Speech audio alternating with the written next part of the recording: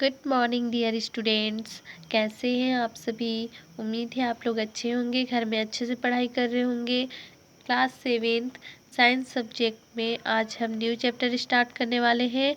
Chapter 8, chapter का नाम है ऊष्मा का संचरण। बच्चों, हम लेसन 8 में ऊष्मा का संचरण के बारे में पढ़ेंगे। आप सभी जानते हैं ऊष्मा के वजह से ही हमें गर्मी महसूस जो होती है, गर्म महसूस होती है ना। और ऊष्मा का संचरण किस प्रकार से होता है इसके बारे में देखेंगे। तो आप सभी जानते हैं बच्चों कि ऊष्मा एक स्थान से दूसरे स्थान तक पहुंचने की जो प्रक्रिया होती है उसे ही ऊष्मा का संचरण कहते हैं, है ना। हमने देखा कि लोहे की छड़ के एक सिरे को गर्म करने पर उसका दूसरा सिरा भी गर्म हो जाता है ना। लोहे की छड़ को हम एक सिरा को गर्म करते हैं तो क्या होता है, मान लो कि ये हमारा क्या है, एक लोहा है। मान लो ये हमारा क्या है, एक लोहा है, ठीक है। जब एक सिरा को हम गर्म करते हैं तो इसके ये सिरा भी क्या हो जाता है, गर्म हो जाता है। लोहे का ऐसा होता है। यदि हम लकड़ी को गर्म करते हैं तो उसका दूसरा सिरा गर्म नहीं होता है। तो इससे हमें पता चलता है बच्चों की जो ऊष्मा का संचरण होता है धातुओं में होता है। और जो ऊष्मा का सुचालक होता है ना। तो ऊष्मा का सुचालक, जहाँ ऊष्मा का संचरण होता है ऊष्मा का सुचालक कहलाता है, और जहाँ ऊष्मा का संचरण नहीं होता है ऊष्मा का कुचालक। तो कहाँ ऊष्मा का संचरण नहीं होता है, लकड़ियों में, ठीक है, प्लास्टिकों में। तो ऊष्मा का जहाँ संचरण नहीं होगा वे ऊष्मा के कुचालक कहलाते हैं, जैसे लकड़ी, है ना। तो यहाँ पर जो छड़ है बच्चों, लोहे की छड़, ये ऊष्मा के सुचालक होते हैं। इसलिए क्या होते हैं, इसमें ऊष्मा का संचरण होता है। इसलिए लोहे के पहले सिरे को हम गर्म करते हैं तो दूसरा सिरा भी गर्म हो जाता है, ठीक है। यानी कि ऊष्मा का उसमें प्रवाह होता है। बीकर में पानी लेकर उसे नीचे से गर्म करने पर संपूर्ण पानी गर्म हो जाता है। तो क्या करेंगे, हम एक बीकर लेंगे और उसमें पानी को गर्म करेंगे।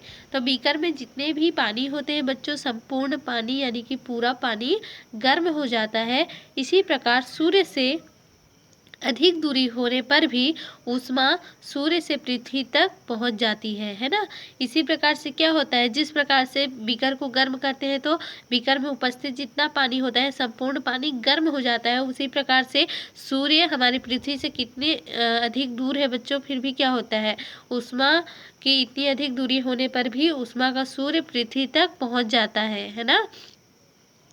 ऊष्मा एक स्थान से दूसरे स्थान तक पहुंचने की प्रक्रिया को ही ऊष्मा का संचरण कहते हैं। अब हम देखेंगे बच्चों 8.1 ऊष्मा के संचरण की विधियां, ठीक है। ऊष्मा के संचरण की विधियों के बारे में हम पढ़ेंगे कि कौन कौन सी विधि है ऊष्मा के संचरण के। तो ऊष्मा का संचरण पदार्थ की प्रकृति एवं उसके अवस्था पर निर्भर करता है और यह 3 विधियों द्वारा होता है। तो पदार्थ की प्रकृति कैसा है बच्चों, ठीक है, उस पर निर्भर करेगा ऊष्मा का संचरण और उसकी अवस्था पर निर्भर करता है। तो ये देखिए यहाँ पर 3 विधि है, चालन, संवहन और विकिरण। ये 3 विधियों के द्वारा ऊष्मा का संचरण होता है। तो हम सबसे पहले पढ़ेंगे 8.1.1 चालन विधि, है ना। ठोस में ऊष्मा का स्थानांतरण चालन विधि द्वारा ही होता है। आइए इस संबंध में एक क्रियाकलाप करें। तो बच्चों ठोस, है ना, ठोस चीजें हम लेंगे, ठोस में ऊष्मा का स्थानांतरण किस प्रकार से होता है, तो ये चालन विधि के द्वारा ही होता है ना। इसके संबंध में हम एक क्रियाकलाप करेंगे जिसमें हम आवश्यक सामग्री लेंगे। बीकर, धातु का चम्मच लेंगे। यहाँ पर हम एक बीकर लेंगे, यहाँ पर डायग्राम में आप लोग देख सकते हैं ये बीकर है, ठीक है। और क्या लेंगे, चम्मच लेंगे, जो धातु वाला चम्मच, या तो स्टील का या फिर लोहे का, है ना। धातु का चम्मच लेना है और गर्म जल लेना है, ठीक है। एक बीकर में अत्यधिक गर्म जल लेकर उसमें धातु के चम्मच के एक सिरे को डुबोकर दूसरे सिरे को हाथ से पकड़कर रखिए। तो हम क्या किए हैं, एक बीकर में गर्म जल लिए हैं और एक धातु के चम्मच को, एक धातु के जो एक चम्मच की जो एक सिरा है ना, जो एक सिरा है इसे हम पानी में डाल दिए हैं, गर्म जल में डाल दिए हैं और एक सिरे को हाथ से पकड़ रखे हैं, ठीक है। तो चित्र 8.1 में आप लोग देख लिए। आप देखेंगे कि धातु का यह सिरा जल्दी ही गर्म हो जाता है ना, जल्दी ही इतना गर्म हो जाएगा कि आपके लिए उसे पकड़ना संभव नहीं होगा। ऐसा क्यों हुआ? तो क्या होता है बच्चों, जो ये धातु की चम्मच है, ये पानी गर्म होता है जिससे ये चम्मच भी गर्म हो जाता है और इसका दूसरा सिरा भी गर्म हो जाता है ना। किस विधि द्वारा? चालन विधि द्वारा, क्योंकि इसमें ऊष्मा का चालन होता है। ठोस में ऊष्मा का क्या होता है? चालन होता है, जिसके द्वारा इसका दूसरी सिरा भी इतनी गर्म हो जाती है कि हम इसे पकड़कर नहीं रख सकते। ठीक है, यह प्रक्रिया तभी होती है जब उच्च ताप पर एक वस्तु अपेक्षाकृत निम्न ताप वाली दूसरी वस्तु के संपर्क में रखी जाती है। ठीक है, यानी कि ये उच्च ताप वाली कौन है? ये पानी है, जल है, और निम्न ताप वाली ये हमारी चम्मच है ना। तो ये जब उच्च ताप पर एक वस्तु अपेक्षाकृत निम्न ताप वाली दूसरी वस्तु के संपर्क में आती है ना, रखी जाती है, तो ऊष्मा का संचरण की यह प्रक्रिया क्या कहलाती है? चालन कहलाती है। ऊष्मा संचरण की वह प्रक्रिया जिसमें पदार्थ के अणु अपने स्थान से स्थानांतरित हुए बिना ऊष्मा संचरण का कार्य करते हैं, चालन कहलाती है। तो बच्चों, इसमें क्या होता है कि जो ऊष्मा संचरण की वह प्रक्रिया है जिसमें जो पदार्थ के अणु होते हैं, है ना, यानी कि जल में बहुत सारे अणु होते हैं, अणु पाए जाते हैं, तो इनके अणु जो स्थानांतरण इसमें होता है एक स्थान से दूसरे स्थान पर, जैसे कि ये चम्मच में स्थानांतरित होते हैं, है ना। तो स्थानांतरित हुए बिना ही क्या होते हैं? ऊष्मा संचरण का कार्य करते हैं। यही विधि कौन सी विधि कहलाती है? चालन विधि कहलाती है ना। दो वस्तुओं के बीच चालन द्वारा ऊष्मा संचरण की शर्तें निम्नलिखित है। यहाँ देखेंगे, दोनों वस्तुएं एक दूसरे के संपर्क में हो, है ना। दोनों वस्तु को क्या करना है? अगर यदि ऊष्मा का चालन होता है तो उसमें एक शर्त है। जो कौन सी शर्त होनी चाहिए? उसमें दोनों वस्तुएं एक दूसरे के संपर्क में होना चाहिए और उनमें ताप क्या होना चाहिए? भिन्न भिन्न होना चाहिए। जैसे एक उच्च ताप है तो एक वस्तु निम्न ताप वाली होनी चाहिए, तो उसमें ऊष्मा का संचरण होता है ना। अब हम देखेंगे बच्चों, ऊष्मा के सुचालक या कुचालक। ऐसे पदार्थ जिनमें चालन विधि से ऊष्मा का संचरण आसानी से होता है, सुचालक कहलाते हैं। ठीक है बच्चों, इसे आप लोग याद रखिएगा। ऐसे पदार्थ जिनमें चालन विधि से ऊष्मा का संचरण आसानी से होता है, सुचालक कहलाते हैं। जबकि वे पदार्थ जिनमें चालन द्वारा ऊष्मा का संचरण आसानी से नहीं हो पाता, ऊष्मा के कुचालक कहलाते हैं। ठीक है बच्चों, वे पदार्थ जिनमें चालन द्वारा ऊष्मा का संचरण क्या होता है? आसानी से नहीं हो पाता है। ठीक है, तो वे ऊष्मा के क्या कहलाते हैं? कुचालक कहलाते हैं। सभी धातुएं ऊष्मा की सुचालक है, जबकि कुछ पदार्थ जैसे लकड़ी, ऊन, थर्माकोल, कांच, थर्मोकोल, कांच, कार्क, प्लास्टिक, कागज इत्यादि ऊष्मा के कुचालक होते हैं। ठीक है बच्चों, सभी जितने भी पदार्थ हैं ये ऊष्मा के सुचालक होते हैं, पर कुछ पदार्थों का यहाँ नाम दिया गया है। ठीक है, जैसे कि ऊन है, लकड़ी है, थर्मोकोल है, कांच है, कार्क है, प्लास्टिक है, कागज है, ये सभी ऊष्मा के कुचालक होते हैं, है ना। इनमें ऊष्मा का संचरण नहीं होता है। ऊष्मा के कुचालक है, यही कारण है कि जलती हुई लकड़ी का दूसरा सिरा सामान्य ताप पर होता है। द्रव तथा गैसें सामान्यतः ऊष्मा की कुचालक है ना। द्रव तथा गैसें सामान्यतः क्या है? ऊष्मा की कुचालक है। केवल पारा ही एक ऐसा द्रव है जो ऊष्मा का सुचालक है। आइए कुछ क्रियाकलापों द्वारा पदार्थ की चालकता की तुलना करें, है ना बच्चों। कुछ गैसें हैं, ये क्या है? ऊष्मा के कुचालक होते हैं, और द्रव भी। सिर्फ कौन सा द्रव है जो ऊष्मा के सुचालक होते हैं बच्चों? तो वो है पारा। आप सभी जानते हैं पारा किस में पाया जाता है? थर्मामीटर में पाया जाता है ना। ये पारा लिक्विड के फॉर्म में होता है, द्रव के रूप में होता है, और ये ऊष्मा के सुचालक होते हैं। ठीक है। अब हम देखेंगे कुछ क्रियाकलाप द्वारा विद्युत पदार्थों की चालकता की तुलना करेंगे। क्रियाकलाप 2, जिसमें हम आवश्यक सामग्री लेंगे। लोहे की 15 सेंटीमीटर लंबी चपटी पट्टी, 4 से 5 कीले लेंगे और मोमबत्ती। इतना हमें आवश्यक सामग्री में लेना है बच्चों। आप लोग यहाँ डायग्राम भी देख सकते हैं बच्चों। यहाँ पर हमें इतनी जो लोहे की 15 सेंटीमीटर लंबी और चपटी क्या ले लिए हैं, एक लोहे की लंबी चपटी पट्टी लिए हैं, ठीक है। और क्या लिए हैं, 4 से 5 कीले लिए हैं। यहाँ पर ये कील आप लोगों को दिखाई दे रही होगी जो लोहे की कील है, ठीक है। और ये हमारा लोहे की पट्टी है, ठीक है, ये लंबा। और हम मोमबत्ती लिए हैं, ठीक है। यहाँ पर आप सभी देख सकते हैं मोमबत्ती जल रही है। ये हम आवश्यक सामग्री में ये सभी चीज़ें लेंगे। और लोहे की पट्टी के एक सिरे से लगभग 5 सेंटीमीटर दूरी पर 1-1 सेंटीमीटर के अंतराल पर 4 छोटी छोटी कीलें मोम की सहायता से खड़ी चिपका दीजिए। तो यहाँ पर आप लोग देख सकते हैं किस प्रकार हम जो लोहे की पट्टी है इस पे हम कीलों को चिपका दिए हैं। किसकी सहायता से, मोम की सहायता से, है ना। जो मोमबत्ती जलाई है ना, इसी मोमबत्ती की सहायता से, मोम की सहायता से हमें इस कील को चिपकाना है, ठीक है। मोम की सहायता से खड़ी चिपका दीजिए। अब इस पट्टी को उल्टा करके एक सिरे से कस दीजिए। हमें पहले इसे किस प्रकार से चिपकाए थे, जैसे हम मोमबत्ती लोहे में मोमबत्ती को डालते हैं तो इस प्रकार से हमें सीधा खड़े आकार से सीधा सीधा इस प्रकार से सीधा सीधा हम इसे चिपका देते हैं। फिर उसके बाद उस जो छड़ है यानी कि जो पट्टी है लोहे की, इसे उल्टा कर देते हैं, है ना। इस साइड में जो झुका हुआ आप लोगों को दिख रहा है ये उल्टा किया हुआ है ना। जब ये सीधा होता तो ये कील इस प्रकार से दिखाई देता ऊपर की साइड, ठीक है, इसके जस्ट अपोजिट दिखाई देता।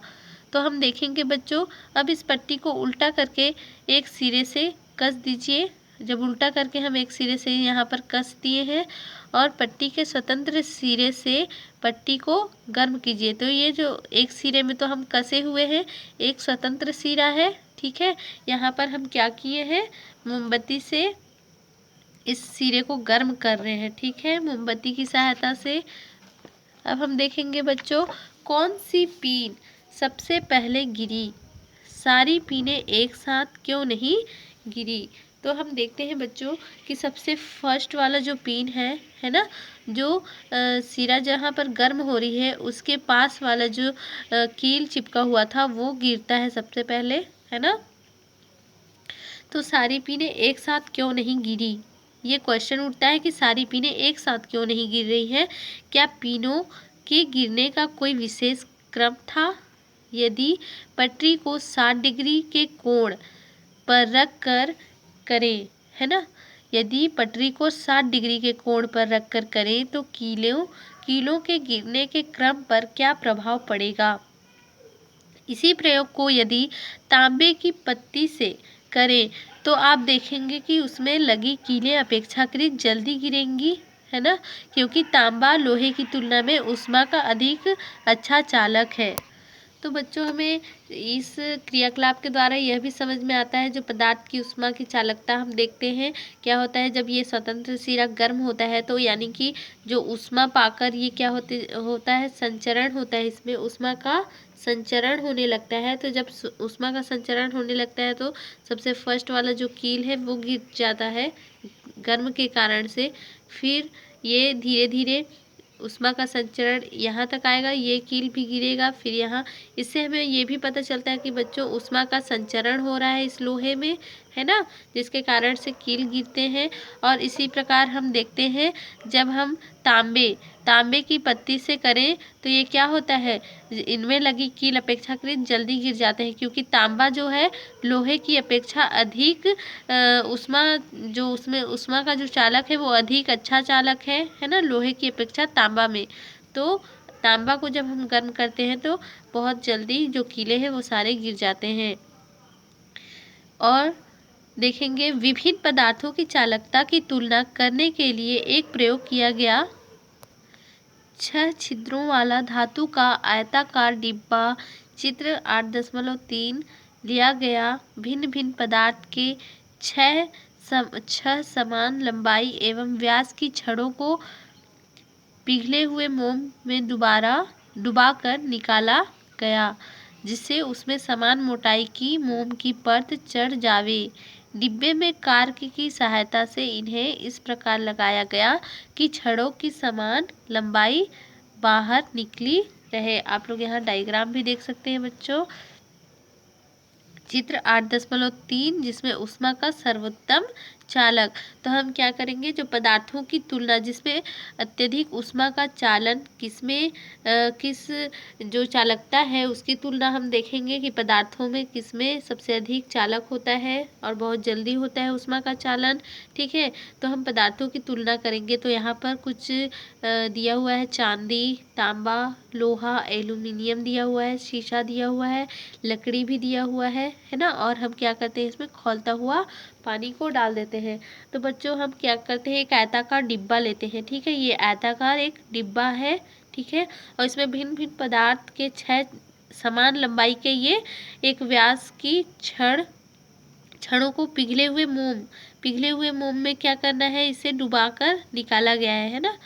फिर उसके बाद क्या किया गया है, उसमें सामान्य मोटाई की मोम की परत चढ़ जावे, है ना। ऐसे डिब्बे में खौलते पानी को हम डाल दिए हैं।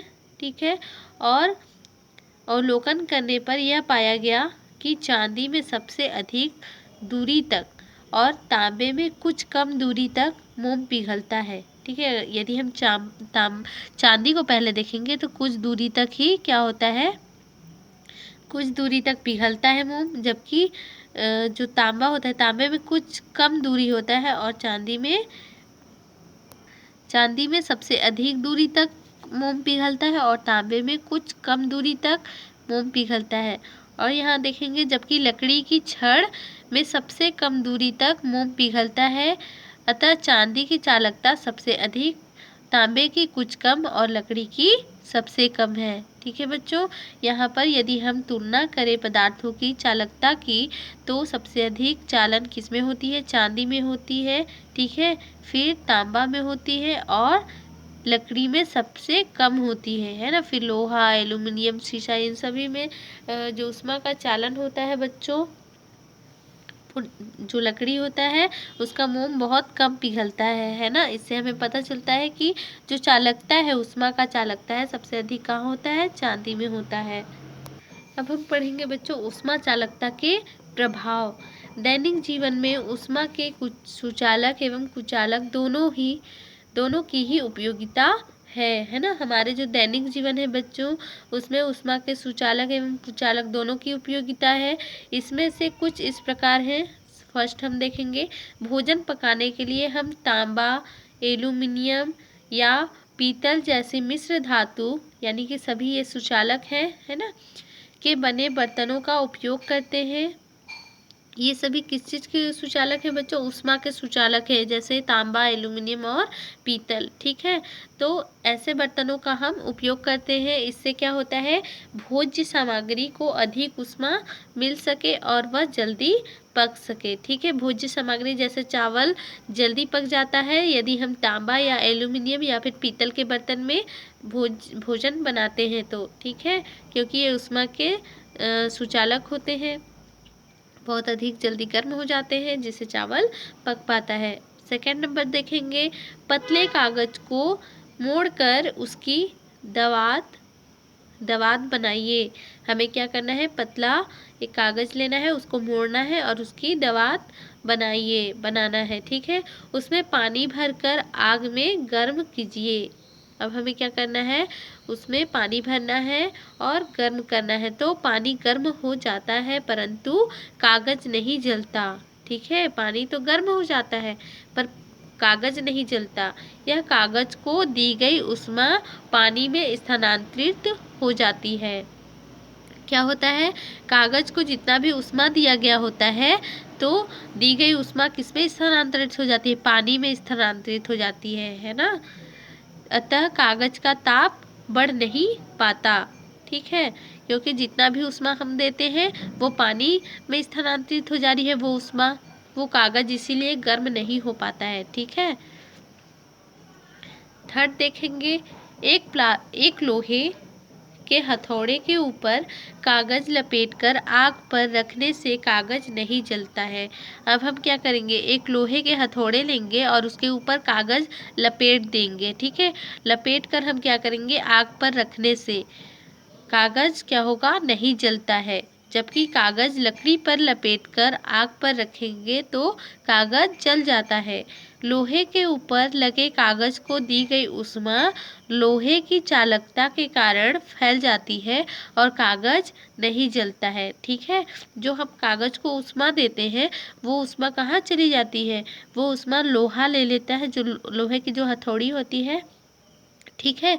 तो लोहे के ऊपर लगे जो कागज को दी गई ऊष्मा होती है वो लोहे की चालकता के कारण फैल जाती है और कागज नहीं जल पाता है। ठीक है। जो ऊष्मा है वो पूरा फैल जाएगा लोहे में, है ना, जितना बड़ा वो लोहा है उसमें पूरा वो ऊष्मा फैल जाता है, जिसके कारण से वो कागज नहीं जल पाता है। ठीक है। और लकड़ी में लपेटा गया कागज वो जल जाता है। किस कारण से जलता है, क्योंकि जो ऊष्मा दी गई है वो तो लकड़ी में ऊष्मा का संचरण नहीं होता है, ऊष्मा फैलेगा ही नहीं, तो कागज जलता है ना, ऐसे में कागज जल जाता है। फोर्थ देखेंगे हम, भोजन पकाने के लिए बनाए गए धातुओं के बर्तनों के हैंडल लकड़ी या बेकेलाइट जैसे कुचालक पदार्थों के बनाए जाते हैं। तो बच्चों हम बेकेलाइट के बारे में पढ़ चुके हैं पिछले चैप्टर में। ठीक है।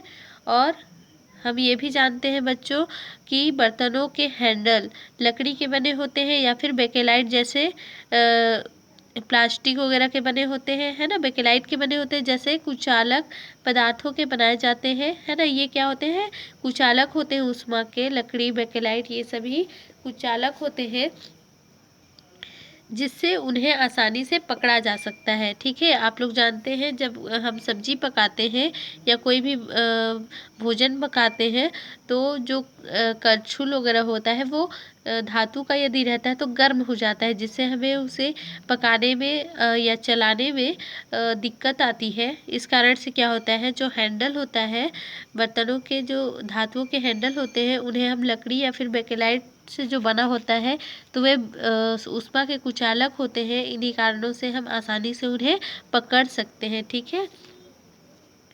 अब देखें, इसलिए हमारे जो दैनिक जीवन में बच्चों हमें एल्युमिनियम तांबा यानी कि ऊष्मा के सुचालक वाले भी पदार्थ चाहिए और ऊष्मा के कुचालक वाले भी पदार्थों की आवश्यकता होती है। ठीक है। अब हम देखेंगे 5, है ना। 5th नंबर में हम बर्फ की सिल्ली को पिघलने से बचाने के लिए उसे बोरे या फिर धान के भूसे से ढक दिया जाता है। बर्फ की सिल्ली आप सभी जानते हैं। ठीक है। जो बड़े बड़े बर्फ होते हैं उसे हम सिल्ली के रूप में बोलते हैं, तो उन्हें पिघलने से बचाने के लिए क्या करते हैं, हम उसे बोरे में डाल देते हैं या फिर धान के भूसे में डाल देते हैं, है ना। हम भूसों से उसे ढक देते हैं, तो ये ऊष्मा के कुचालक होते हैं। ठीक है। ये जो धान के भूसे हैं ये ऊष्मा के कुचालक होते हैं, जो बोरे होते हैं वो भी ऊष्मा के कुचालक होते हैं, जिसके कारण से क्या होता है, वायुमंडल की ऊष्मा को बर्फ तक पहुँचने नहीं देता है, और बर्फ तक नहीं पहुँचेगा वायुमंडल की ऊष्मा तो वो बर्फ नहीं पिघलती है ना। अब हम 6 नंबर देखेंगे बच्चों, हम ठंड के दिनों में ऊन के कपड़े पहनते हैं। ऊन और उसके रेशों के बीच जमी वायु दोनों ही ऊष्मा के कुचालक होने के कारण हमारे शरीर की ऊष्मा को बाहर जाने नहीं देते हैं, है ना बच्चों। इसीलिए हम ठंड के दिनों में ऊन वाले कपड़े पहनते हैं। ठीक है। स्वेटर वगैरह पहनते हैं, ये क्या करते हैं, ये ऊष्मा के कुचालक होते हैं, जिसके कारण से हमारे शरीर के जो ऊष्मा होते हैं, जो ताप होते हैं वो बाहर नहीं निकल पाता है और हमारा जो शरीर है वो ऊष्मा शरीर में बाहर नहीं निकल पाता, इसलिए हमारा शरीर को ऊष्मा मिलती रहती है। ठीक है। गर्म रहती है। रेगिस्तान में गर्मियों में ताप जब 50 डिग्री सेल्सियस के आसपास हो जाता है तब ऊनी कपड़े पहनने से वह शरीर को बाहर की ऊष्मा से बचाता है। सोचो बच्चों, हम तो ठंड के दिनों में स्वेटर पहनते हैं ताकि हमारे शरीर की जो ऊष्मा है वो बाहर ना निकल पाए, ठीक है। हमारे शरीर की ऊष्मा अंदर ही रहे और हमें गर्म महसूस हो। पर क्या होता है, रेगिस्तान, आप सभी जानते हैं कि रेगिस्तान में कितनी गर्मी पड़ती है, वहाँ पानी की मात्रा भी बहुत कम होती है, ठीक है। जब दिन के समय वहाँ बहुत गर्मी पड़ती है तो गर्मियों में जब तापमान क्या होता है, गर्मी के दिनों में 50 डिग्री सेल्सियस बढ़ जाता है। तो वो अपने शरीर को गर्म से यानी कि ऊष्मा से बचाने के लिए क्या करते हैं, है ना, अधिक ताप से बचने के लिए वो स्वेटर पहनते हैं, ऊनी कपड़े पहनते हैं, ठीक है। ऊनी वाले कपड़े पहनते हैं जिससे वो शरीर को जो बाहर की ऊष्मा है वो उससे बचा जा सके, ठीक है। वे अपने शरीर को बचाते हैं, ठीक है, बाहर की ऊष्मा से। 8.1.2 संवहन अब पढ़ेंगे, ठीक है बच्चों। हम चालन के बारे में पढ़ चुके, अब हम पढ़ेंगे संवहन। तो द्रव एवं गैसें ऊष्मा की कुचालक न होने के कारण उसमें चालन विधि से ऊष्मा का संचरण संभव नहीं है। तो बच्चों, हम जानते हैं कि द्रव और गैसें ऊष्मा के सुचालक नहीं होते हैं, ये क्या है, कुचालक होते हैं, ठीक है। तो द्रव एवं गैसें ऊष्मा के सुचालक न होने के कारण उसमें चालन विधि से ऊष्मा का संचरण संभव नहीं हो पाएगा, ठीक है।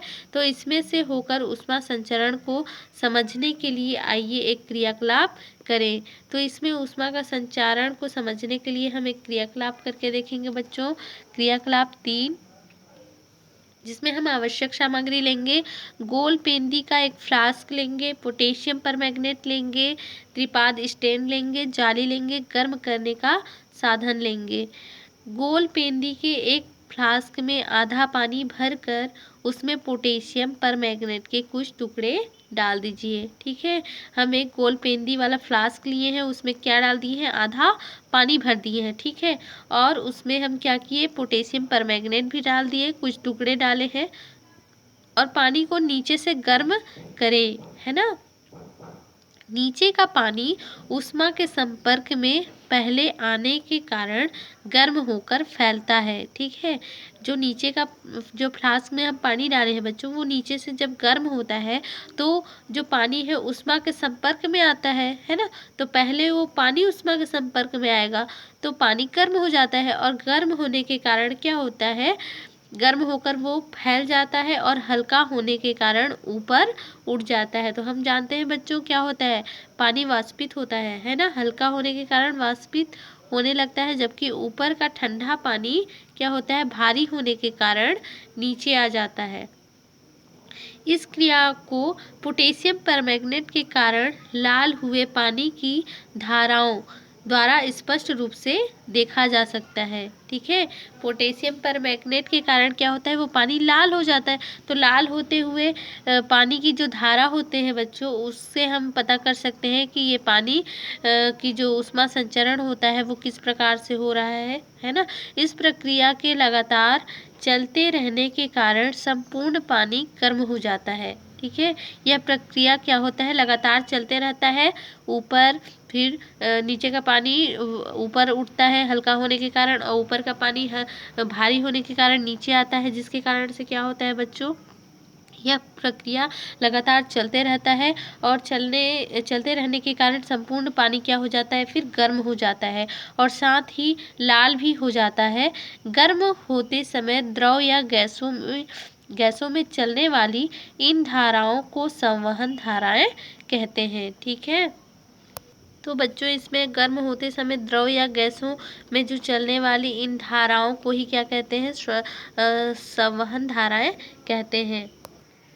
ऊष्मा संचरण की वह प्रक्रिया जिसमें द्रव एवं गैसें के अणुओं की गति के फलस्वरूप ऊष्मा का स्थानांतरण होता है, क्या कहलाता है बच्चों, संवहन कहलाता है। अब हम देखे थे चालन विधि में ठोस में जब ऊष्मा का संचरण होता है तो उसमें जो पदार्थों की अणु होते हैं बच्चों, उसमें स्थानांतरित नहीं हो पाते हैं, पर ऊष्मा का स्थानांतरण हो जाता है, जिसमें हम चालन विधि चालन कहते हैं वह प्रक्रिया को। और इसमें क्या हो रहा है, ऊष्मा संचरण की वह प्रक्रिया जिसमें द्रव एवं गैस के अणुओं की क्या होती है, गति के फलस्वरूप गैस और अणुओं की गति होती है, उसमें जब हम गर्म करते हैं तो उसके फलस्वरूप ऊष्मा का स्थानांतरण होता है, ठीक है। उसके फलस्वरूप जब गति करते हैं उसी के फलस्वरूप स्थानांतरण हो पाता है ऊष्मा का, और संवहन, यही क्या कहलाता है, संवहन कहलाता है। यदि द्रव को ऊपर से गर्म किया जावे तो क्या वह गर्म हो पाएगा? आइए निम्न क्रियाकलाप द्वारा इसे समझने का प्रयास करें। तो बच्चों हम इसे समझने के लिए नेक्स्ट वीडियो में हम देखेंगे।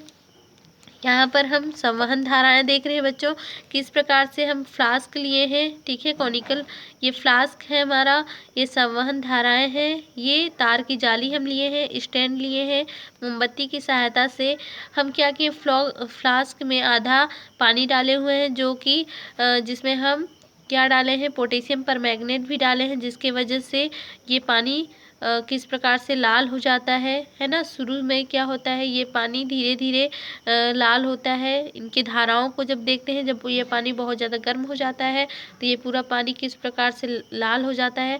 इन्हीं धाराओं के वजह से हम जान पाते हैं बच्चों कि इनमें संवहन हो रहा है, ऊष्मा का संवहन हो रहा है, ठीक है।